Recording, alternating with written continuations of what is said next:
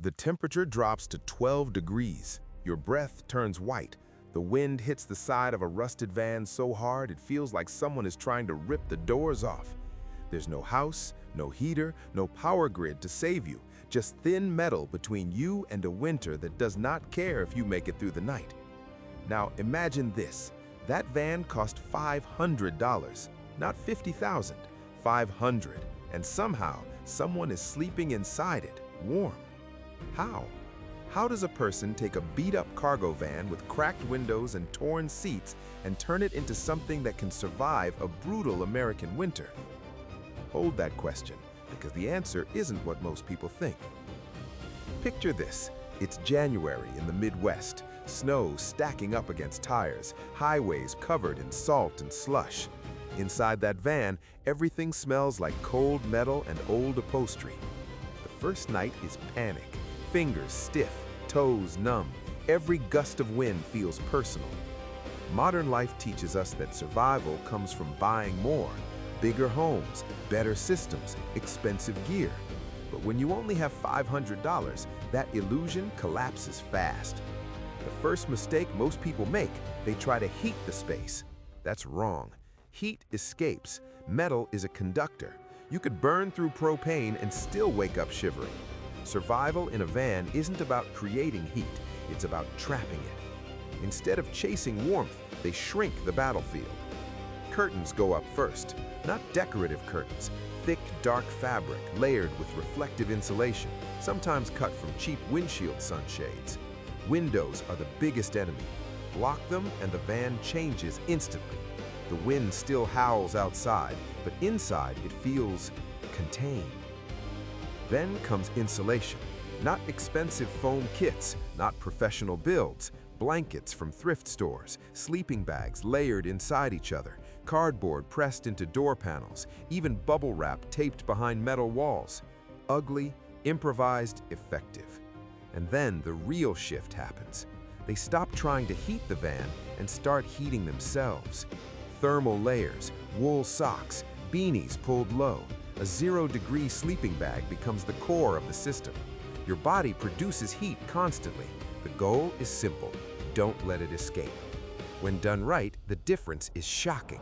Outside, it's 15 degrees. Inside the sleeping cocoon, it can feel 60 or warmer from body heat alone.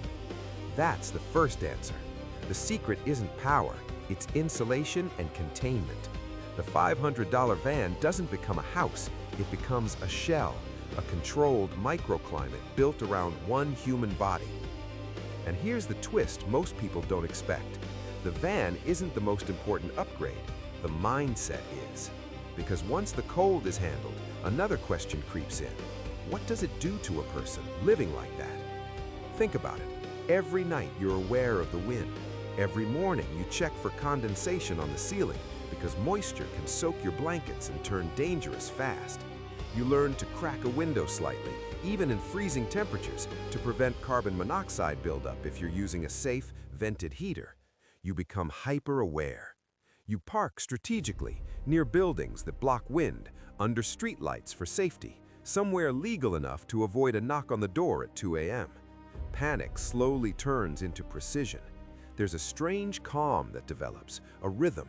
Cook outside when possible. Store water upside down so it freezes from the top, not the cap. Keep electronics in your sleeping bag so batteries don't die overnight. The van transforms, but so does the person inside it. And here's the deeper question. Is survival just about staying warm, or is it about reclaiming control when everything else feels lost? Because for many homeless individuals, the van isn't just shelter, it's autonomy.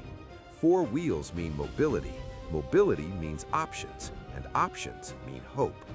Inside that $500 van, there's no landlord, no eviction notice, no shelter curfew, just a small, hard-earned space that answers to you.